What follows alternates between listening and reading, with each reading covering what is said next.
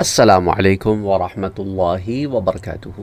سورہ بنی اسرائیل میں روح سے متعلق گفتگو چل رہی ہے، اس سے متعلق میں نے آپ کے ساتھ کچھ سوالات کے جوابات شیئر کیے تھے اور آپ سے کہا تھا کہ کیا آپ اس پر مزید تفصیلات جاننا چاہتے ہیں، اور آپ میں سے بہت سارے لوگوں نے کہا کہ جی دیکھیں، نفس اور روح اس پر بات کر لیتے ہیں، کیا یہ کوئی ایک ہی چیز ہے، الگ الگ چیزیں؟ دیکھیں، اس مسئلے میں اختلاف ہے کہ نفس اور روح ایک ہی چیز ہے یا الگ الگ چیز ہے۔ اس میں تحقیق یہ ہے کہ نفس کا اطلاق تو ذات پر بھی ہوتا ہے، یعنی روح اور بدن کے مجموعے پر، اور صرف روح پر بھی ہوتا ہے، اور روح اور بدن کے مجموعے پر اطلاق کی جو مثالیں ہمیں ملتی ہیں، جیسے سورہ التوبہ میں اللہ فرماتا ہے وَجَاهِدُوا بِأَمْوَالِكُمْ وَأَنفُسِكُمْ، اپنے مالوں اور اپنے نفسوں کے ساتھ جہاد کرو، یعنی روح اور بدن کے مجموعوں کے ساتھ۔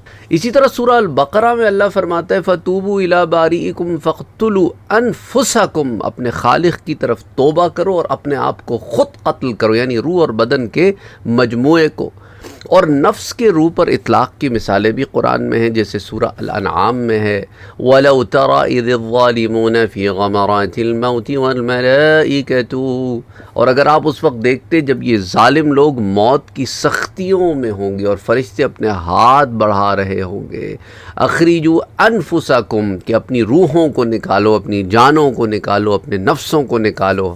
اچھا، اسی طرح سورہ الفجر میں اللہ فرماتا ہے یا ایتھا النفس المطمئنہ، اے مطمئن روح، اے اطمینان والی جان۔ اسی طرح وَنَهَا النَّفْسَ عَنِ الْهَوَىٰ، سورۃ النازعات میں اللہ فرماتا ہے اور جس نے روح کو خواہش سے روکا، ان النفس لامارۃ بالسوء، بے شک روح تو برائی ہی کی، یعنی نفس تو برائی ہی کی طرف ابھارنے والا ہے۔ تو دیکھیں نا، یہاں پر مختلف معنی میں کبھی نفس کا اطلاق ان چیزوں کی طرف ہو رہا ہے جو پازیٹیو ہیں، اور کبھی ان چیزوں کی طرف ہو رہا ہے جو نیگیٹو ہیں۔ نفس کا اطلاق کبھی روح کی طرف، کبھی روح اور بدن کے مجموعے کے لیے، لیکن روح کا اطلاق نہ صرف بدن پر ہوتا ہے اور نہ نفس پر اور بدن کے مجموعے پر، تو روح بذات خود ایک الگ شے ہے۔ اچھا، بعض دفعہ نفس کا اطلاق مجموعے پر کر دیا جاتا ہے۔ اب ہر چیز کنٹیکسچولی دیکھی جائے گی کہ کیا اس کانٹیکس میں اس کا معنی نفس آ رہا ہے یا اس کانٹیکس میں اس کا معنی مجموعہ آ رہا ہے۔ دیکھیں، روح تو بیسکلی اچھائی کی طرف ابھارتی ہے کیونکہ ملأ اعلیٰ سے جڑی ہے۔ نفس دوسری طرف ڈیزائرز کو پروموٹ کرتا ہے، اور وہ ڈیزائرز کو اسٹریم لائن کرنا کہ کس ڈائریکشن میں یہ ڈیزائرز جائیں گی، یہ مسئلہ جو ہے روح کی ترقی اور تنزل کا ذریعہ بنتا ہے، یعنی روح کے رینکس اوپر جا رہے ہیں یا رینکس نیچے آ رہے ہیں۔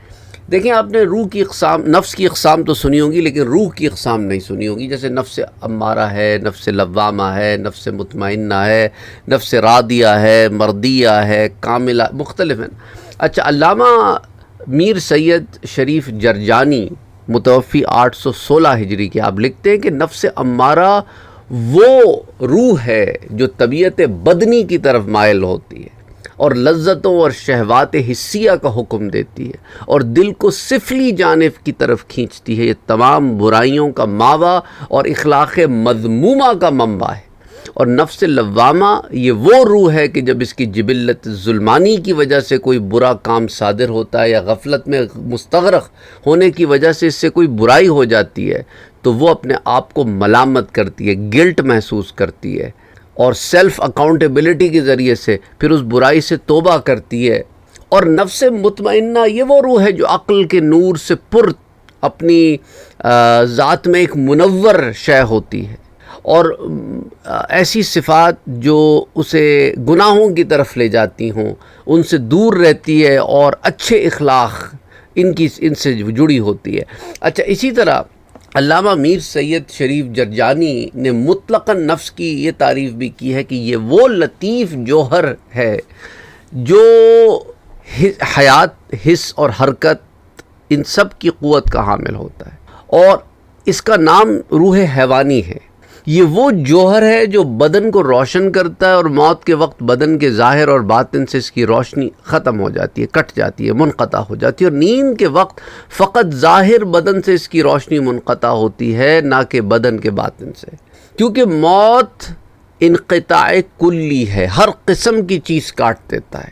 لیکن نیند ہر قسم کی چیز نہیں کاٹتی، اور نیند انقطاع ناقص ہے، یعنی is not a permanent disconnection. تو اس سے معلوم ہوا کہ اللہ نے جوہر نفس کو بدن کے ساتھ 3 طریقے سے جوڑا ہوا ہے۔ نفس کی روشنی تمام اجزائے بدن پر ہو، خواہ ظاہر ہو یا باطن، اور یہ بیداری ہے۔ نفس کی روشنی، دوسری چیز کہ نفس کی روشنی صرف ظاہر بدن سے منقطع ہو، باطن سے منقطع نہ ہو، یہ نیند ہے۔ اور نفس کی روشنی بدن کے ظاہر اور باطن ہر شے سے کٹ جائے، یہ موت ہے۔ تو التعریفات میں صفحہ 168 پر آپ نے اسے بیان کیا ہے۔ دیکھیں، اس لیے میں نے آپ سے کہا نا کہ کبھی کبھی نفس کا معنی روح پر بھی یوز ہو جاتا ہے، تو اس میں پھر ہمیں دیکھنا ہوگا۔ اب یہاں پر انہوں نے روح کو لے کے اس کی تعریف کی ہے کہ روح جو ہے وہ لذتوں کی طرف مائل ہوتی ہے۔ اب لذتوں کی طرف روح تو مائل ہوتی ہے، لیکن جو شے اسے لذتوں کی طرف کھینچتی ہے وہ نفس امارہ ہے۔ روح کے اندر یہ احساس گلٹ ہے، اور یہ تبھی حاوی ہوتا ہے جب نفس جو ہے وہ روح کے زیر سایہ تربیت پا کے لوامہ کو پہنچ جائے، اور روح اور نفس ایک ہی پیج پر آ جائیں تو وہ مطمئنہ ہوتا ہے، کیونکہ روح تو ہے ہی اطمینان والی، اس کو تو تعلق ہی نہیں ہے اس مادی زندگی سے، لیکن بدن میں قید ہو گئی ہے۔ تو اسی لیے غور کرنا ہوگا کہ یہاں معنی کیا ہے۔ اب دیکھیں، عالم خلق اور عالم امر 2 الگ الگ اجزاء ہیں، اس پر پہلے بھی ہم نے بات کی۔ بعض چیزیں عالم خلق سے مورد وجود میں آتی ہیں، بعض عالم امر سے۔ اب آدم علیہ السلام کا جسم عالم خلق سے مورد وجود میں آیا کہ درجہ بدرجہ 7 درجوں سے گزرتے ہوئے جسم کمپلیٹ ہوا۔ اس پر ہم پہلے بات کر چکے ہیں سورہ فاتحہ کی تفسیر میں کہ وہ 7 مدارج کیا تھے، وہ 7 سٹیجز کیا تھے، جس سے پھر پہلے انسان کا جسم کریٹ کیا گیا۔ لیکن روح وہ عالم امر سے ہے، کن فیکون سے ہے کہ ہو جا تو ہو گئی۔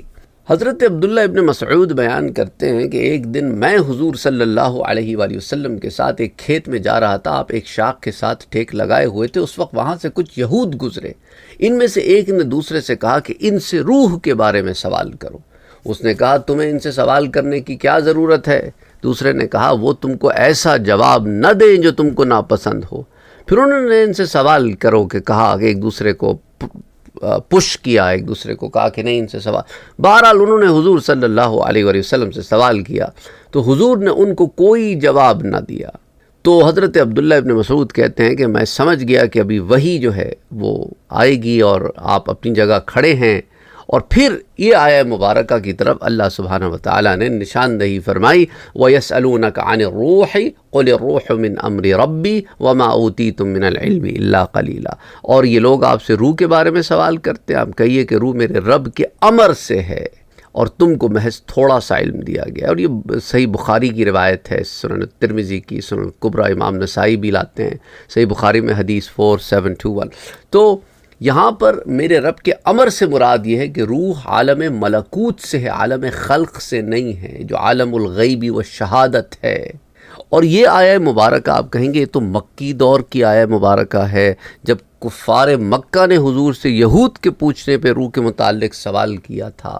اب جب یہود نے تو حضور سے موسٹ پروبیبلی مدینے میں یہ سوال کیا ہوگا، تو اب یہ ہے کہ کبھی کبھی ایک آیہ مبارکہ مختلف مقامات پر نشاندہی کے لیے ایک سے زائد دفعہ بھی نازل ہو جاتی ہے۔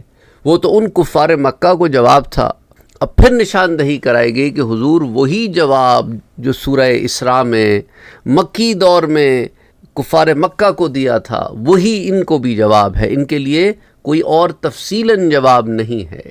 اب حضور صلی اللہ علیہ وآلہ وسلم علم سے کون کون سے پردے اٹھا کے انہیں بتا دیں، کیونکہ دیکھیں نا سوال یہ پیدا ہوتا ہے کیا حضور کو روح کا علم تھا یا نہیں، اس پر ہم اگلی دفعہ بات کر لیں گے۔ تو ہو سکتا ہے کہ کچھ ایسا علم ہو جو حضور کو عطا کیا گیا ہو، جو حضور صلی اللہ علیہ وسلم اب رب کے حکم کے منتظر ہیں کہ اس علم میں سے انہیں کچھ اور بتایا جائے، یا پھر وہ جو پہلی والی بات تھی بس وہاں تک، تو وہی نشاندہی کی گئی کہ وہی پہلی والی بات ان اہل کتاب کے لیے بھی ہے۔ اور علامہ قرطبی لکھتے ہیں کہ یعنی روح اس امر سے ہے جس کو اللہ کے سوا کوئی نہیں جانتا۔ بعض علماء نے کہا کہ عالم خلق وہ ہے جسے اللہ کسی چیز کو مادے سے، کسی میٹر سے پیدا کرتا ہے، اور عالم امر وہ ہے جس میں اللہ سبحانہ وتعالی کسی چیز کو صرف لفظ کن سے پیدا فرماتا ہے۔ بہرحال اس پر پھر اگلی دفعہ بات کریں گے کہ حضور اکرم صلی اللہ علیہ وآلہ وسلم کو روح کا علم تھا یا نہیں، اور اس پر پھر علامہ حجر عسقلانی، علامہ عینی، امام غزالی، امام فخر الدین رازی اور مختلف علماء اس بارے میں کیا لکھتے ہیں۔ وما علینا الا البلاغ۔